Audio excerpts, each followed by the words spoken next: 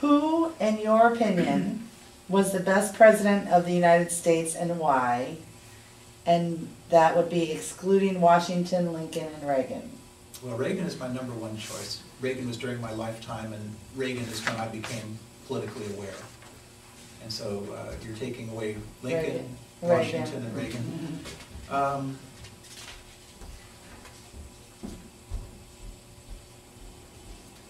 You know, I've always admired Thomas Jefferson, so I'd probably go with Thomas Jefferson. I think that he brought a irrational view to the government. I think he was for the rights of individuals, and he was for the rights of individual states to determine what was going to work best for them, as opposed to the strong centralized government that was proposed by Hamilton and others. Good. Although I'd still go with Reagan. Under what conditions may the federal government take control of a private business? I don't really think there should be any conditions where they can take control of a private business. We've seen them abuse the power that they do have, and there's nobody to stand up to them. We saw them nationalize GM. We've seen them nationalize credit. We're seeing today essentially take over the banking system. I don't think any of those things are valid. We can certainly regulate, but to the extent you're taking it over and making your decisions come from Washington, I think that's inappropriate. Unless that was the whole thing about eminent domain, in which case I missed the question entirely. Yeah, that's fine. Why isn't there some legal action against the federal government's imposing those illegal acts? Those are illegal acts. The federal government was never empowered to take over Chrysler. So why isn't somebody suing the federal government over that? Or is it just the They did and lost. Yeah. The creditors for both Chrysler and GM sued the federal government in bankruptcy court, and they lost. And they had a contract, and the United States abrogated that contract. And the courts approved. And the courts approved. I have to be honest, that was the one decision I've been more, I used to work for Smith Barney, so I have a little bit of knowledge of the financial firms, and that was probably one of the most shocking decisions I've ever seen, because that was a precedent of the creditors, the preferred shareholders are always paid off first. And no wonder the stock. And they were the last ones to get paid off, and I thought, well, for sure that's gonna go, that's gonna be reversed. Right. And it didn't, and that was probably the most shocking thing I've ever seen. That's one thing you could address in my as a member lifetime. of Congress, again, is bankruptcy statutes. There have been a number of changes. Because bankruptcy court can set aside contracts. Right, and they did, but this was a valid contract, and they broke precedents left and right to do that, in my opinion. But it was firm appeal, so It was. that's why you need to address bankruptcy issues. Mm-hmm. Exactly. Oh, I'll abstain. did you ask the last one, Jim? Hmm? Did you ask the last Yeah. one? Oh, I'm sorry, it's me again that asked that. What are your concerns about illegal immigration and its effects on the United States? Well, I have a lot of concerns about illegal immigration. I think that the primary, we have the whole idea of sovereignty and the idea of protecting the border against terrorists and that kind of thing. So you want me to set that aside and talk about the other pieces that I'm concerned about? But you did kind of, that is another concern of the border. Well, So I mean, you're welcome to talk about that as well. The first and greatest concern I have is for the security of our country. I think we have an open, porous border with Mexico. Our country is losing control of portions of that border where Americans are not allowed to go by our federal government because the government cannot protect Americans or guarantee the safety of the Americans in that particular area. I think that's just absurd.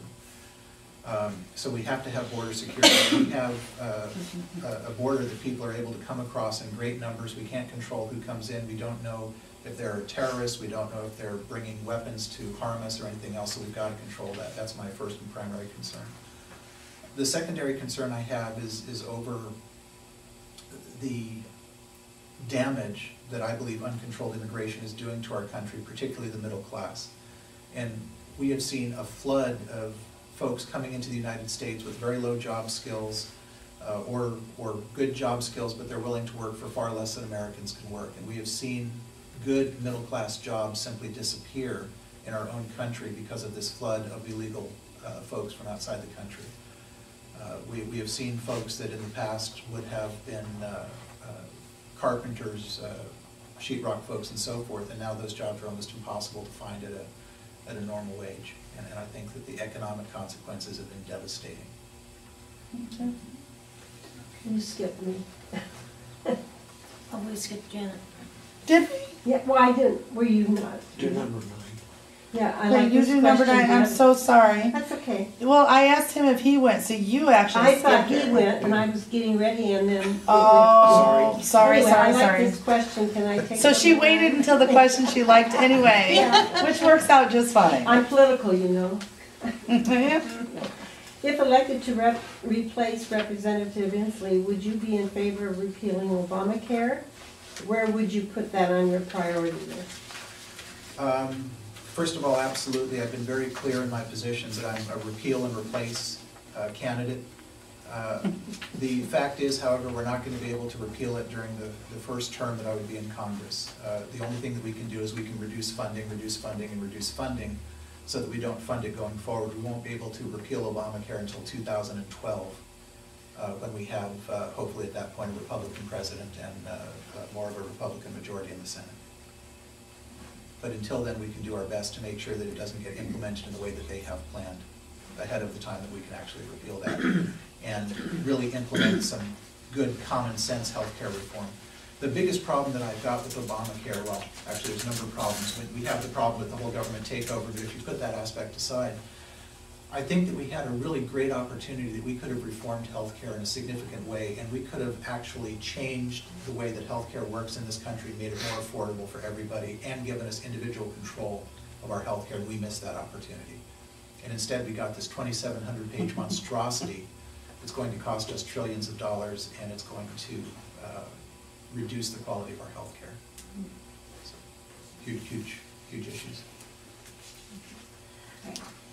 How will you ensure that you won't become a country club Republican by representing only special interests that will pad your pocket? That's not a pejorative question at all. I guess, you know, for anybody that knows me personally, they can state with a great deal of confidence that I'm not a country club Republican. I think that the best thing on that is to look where I've come from, the choices I've made in my life. I have a history of making good choices. I've been married to the same woman for 25 years. I go to my church and we attend every time every chance we have an opportunity, almost every Sunday. Those are the sort of core values you bring with, and if you bring those core values with you to Washington, you live according to your core values, you're going to be fine. Now, I think sort of uniquely among the candidates, I've actually lived in Washington. I've worked in the federal government, although in the administration side.